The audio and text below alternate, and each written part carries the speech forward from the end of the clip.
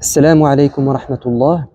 S'il t'arrive souvent de te mettre en colère, de tenir des propos ou de réagir sous la colère puis de regretter, si tu te sens trop nerveux, alors écoute les conseils suivants.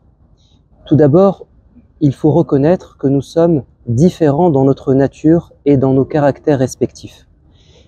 Il y a des gens qui sont nerveux par nature, il y a des gens qui, au fil des expériences, souvent des mauvaises expériences, ont fini par développer une sensibilité très forte et donc ils ont du mal à canaliser leurs émotions, ils ne supportent plus certaines choses.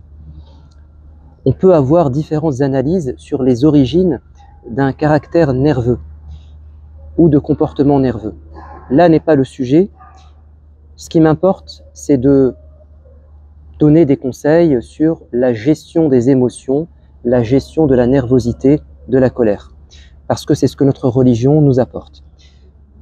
Ça fait partie des défis et des choses que l'on doit s'imposer au quotidien, c'est de s'améliorer, c'est d'essayer de se réformer, de faire en sorte de se rapprocher chaque jour des meilleurs comportements et de se libérer de certains défauts.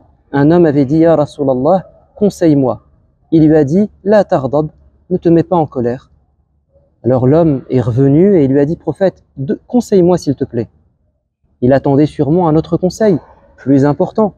Et le prophète a répété le même conseil, ne te mets pas en colère. Et pour la troisième fois, l'homme lui a posé une question, conseille-moi. Et le prophète lui a répété, ne te mets pas en colère. Et remarquez que le prophète ne s'est pas mis en colère lorsque l'homme lui a posé 3 fois la même question.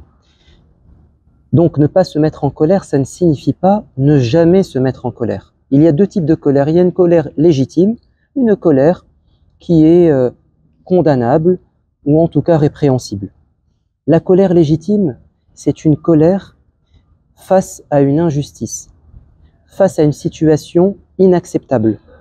Rester insensible, indifférent à une injustice, ne pas réagir, ne pas se mettre en colère, ça peut être un défaut.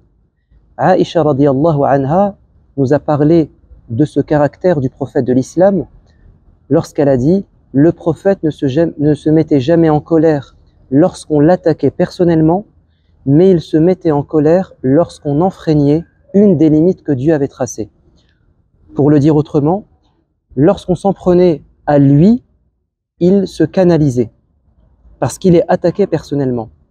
Mais lorsqu'on s'attaquait à quelqu'un, lorsqu'on commettait une injustice, lorsqu'on faisait du mal, alors il réagissait avec colère, mais avec sagesse. Moïse était un prophète impulsif. Il avait du mal à canaliser ses émotions, notamment la colère. Ça lui a parfois joué des mauvais tours. Par exemple, c'est très connu, il y avait une dispute, une bagarre entre 2 personnes dans une des rues d'Égypte qui était vide. Et Moïse s'est approché et un homme a fait appel à lui en lui disant « Viens m'aider, sauve-moi ». Il s'est mis en colère, il est intervenu et il a frappé de son poing l'agresseur. Et l'agresseur est mort.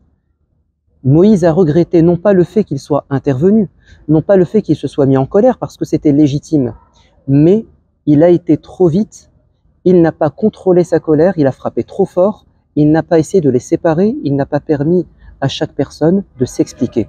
Là était son erreur. Alors, des conseils pour maîtriser sa colère rapidement. Le prophète alayhi salatu wassalam est passé devant une personne qui était tellement en colère que ses veines étaient gonflées. Et il a dit, je connais une formule, s'il la disait, la colère s'estomperait. A'udhu billahi minash shaytanir rajim. Ya Allah, protège-moi du diable. La colère ne vient pas toujours du diable. Comme je vous ai dit, il y a une bonne colère. Mais ce que fait le diable, c'est qu'il exploite la colère, qu'elle soit bonne ou mauvaise, pour que nous réagissions sans sagesse, sans mesure, et qu'on regrette par la suite nos réactions. Donc dire « A'udhu billahi minash shaytanir rajim », c'est une chose que l'on doit faire quand on est en colère. Deuxièmement, le prophète de l'islam a dit « La colère vient du diable », donc la mauvaise. Le diable a été créé de feu. Ce qui éteint le feu, c'est l'eau. Lorsque vous êtes en colère, faites vos ablutions. L'eau qui va éteindre le feu de la colère. Faire ces ablutions nous aide à diminuer cette colère. Troisièmement, le prophète de l'islam a dit, si vous êtes en colère et que vous êtes debout, asseyez-vous. Si vous êtes assis, allongez-vous. C'est-à-dire, faites en sorte de bouger et surtout de maîtriser votre corps. Au final, ce que je pourrais vous dire, c'est que la vraie force, comme a dit le messager de Dieu, ce n'est pas de terrasser son adversaire au combat, la force physique, mais c'est le fait de maîtriser sa colère quand elle s'exprime. Alors, se mettre en colère pour rien, se mettre en colère et ne pas maîtriser ses propos, ses paroles, c'est un signe de faiblesse. À nous de nous renforcer par les conseils que nous avons entendus. Inch'Allah, wassalamu alaikum wa rahmatullah.